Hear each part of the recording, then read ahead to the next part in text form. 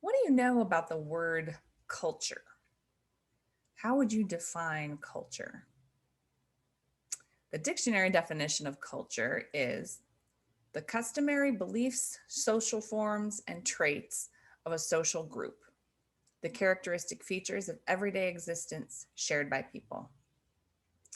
So, culture includes a lot of things like manners, habits, social norms, customs, things that we do. We have baby showers before a baby is born in America, right? That's a social norm, a custom. Cultures all over the world are very different in many ways. And it's something that we don't think about much. I think, especially as Americans, we don't really think about cultures and cultural differences too much. So, as we prepare to talk about deaf culture, I want to read a few examples of just culture in general. And they come from this book, Reading Between the Signs by Anna Mindes. And it's really, actually, it says right here, Intercultural Communication for Sign Language Interpreters. So it's a book for interpreters, but like the whole first half is just about culture. And there are a lot of interesting things that she writes about culture that I think are a great beginning to learning about deaf culture. Like I said, because I don't think we think about culture very much. So I want to read you just a couple of things that Anna Mindus wrote. She starts with a quote by someone named Jamaica Highwater. And he said, if we can accept the paradox that the real humanity of people is understood through cultural differences rather than cultural similarities, then we can make profound sense of our differences. It is possible that there is not one truth, but many, not one real experience, but many realities, not one history, but many different and valid ways of looking at events. So, Mindus goes on to write, to ignore the reality of varying cultural perspectives is to discount the infinite variety of our humanness. To insist that we all share the same goals and desires is to refuse to humbly admit that our way is not the only way. Highwater, the guy she just quoted, himself a Blackfoot Indian, gives an example of a Navajo family who, when entering their newly built government house for the first time, may rip out the toilet. He wrote, Anglo people come away from the Navajo reservation expressing their sorrow. So Anglo is white people. Anglo people may come away from the Navajo reservation expressing their sorrow in finding that, quote, poor Indians do not have indoor plumbing and live in terrible primitive conditions unfit for human beings, unquote. From the traditional Navajo point of view, however, it is we Anglos who should be pitied for having bathrooms inside our houses. Navajos believe it is disgusting to put a toilet under the roof of their living quarters rather than at a distance from the dwelling place. So I think that's a really good perspective on how cultures are different. It's a really good example. And I wanted to read you one other one. I want to make sure I'm on the right page. Yes. Okay. So that's just one example of a cultural difference. Okay. So this example is about, and she covers so many in this book, different examples, but this one is about self-reliance and independence. And as Americans, we think that's great, right? Self-reliance and independence is the way to go. And she talks about this from a different perspective. So she wrote, self-reliance is a preeminent value among Americans. Children are supposed to dress themselves by the age of 3 or 4 and are encouraged as they grow to behave more and more independently so they will be ready to make a complete break and move out of their parents' home at 18. We reproach those who are still hanging around the house in their 20s, regardless of their economic difficulties. At the other end of the lifespan, the ideal for seniors is to stay as independent and active as possible until their very last day, thereby avoiding the worst possible fate, becoming a burden on their children. Of all the aspects of American life that surprise and dismay foreigners, the status of the elderly is probably the most shocking. While they may shudder at what appears to be the abandonment of our older citizens, we see it as respecting them by not undermining their prized independence.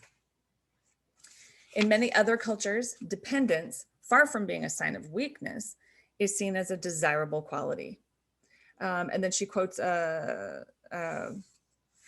written by Stewart and Bennett, who said, Chinese parents, for instance, take pride in being dependent on their children and being supported by them. In Japan, to be self-reliant is to be without an identity. For the Japanese, dependence is a virtue. So another good example of differences in culture, differences in the way we look at things and the way we behave, where in one culture, this is important or this is valued, and in another, this is important and this is valued. Okay, so why are we talking about culture? Well, many people do not realize that the deaf in the United States have a culture all their own, and it's quite different from hearing American culture. Okay, so isn't this an ASL class? Why would we be talking about deaf culture? What do you think deaf culture has to do with ASL? Well, the truth of it is that you cannot understand or use ASL without knowing deaf culture. It really just comes down to that. We will talk about aspects of deaf culture throughout the semester and beyond, but I wanted to just touch briefly on the idea of culture and the idea of differences in culture and the idea of respecting differences in culture. That quote by Jamaica Highwater at the beginning of what I read you was, let's see if I can, if we can accept the paradox that the real humanity of people is understood through cultural differences rather than cultural similarities, then we can make profound sense of our differences. And so that's why we're touching on culture today. Rosalie Maggio said, language both reflects and shapes society. Culture shapes language, and then language shapes culture. So basically, language and culture are completely intertwined. And so that's why we're going to learn about deaf culture while we learn about ASL. So I want to finish off here talking about one aspect of deaf culture that I have really grown to love personally as I've been involved in deaf culture. And it's often called the deaf goodbye. So deaf people really cherish the opportunity to get together with each other, socialize, be together, use ASL. And so goodbyes are often long, and they almost always include a plan to see each other again. When are we going to see each other next time?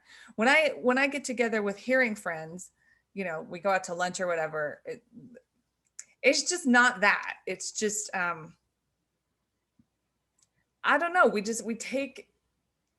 take for granted that we can just kind of talk to everyone and see each other all the time, and we kind of share experiences with everyone. But deaf people are not like that, and they really cherish each other and opportunities to get together. So it's like, okay, so next month we're going to get together again, right? Or whatever. Another aspect of deaf goodbyes is handshakes and hugs. Deaf hugs are very common among the deaf. Another common way of saying goodbye is this sign. So it's like it's a K handshake. And then you bring it together like this, and you can either bump it up and down or roll it back and forth. And that means take care. And that's an informal way of saying goodbye. And deaf people say that all the time. And so also is the I love you sign, very common among friends. Deaf people say I love you to people a lot more often than hearing people do. And it doesn't always mean like I romantically love and adore you. It just means love ya, you know, and it's a very common deaf goodbye as well.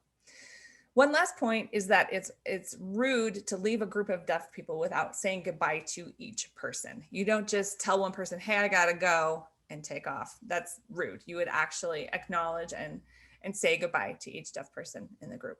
So that's just a little touch on culture and specifically deaf culture. And we'll talk more about it throughout the semester.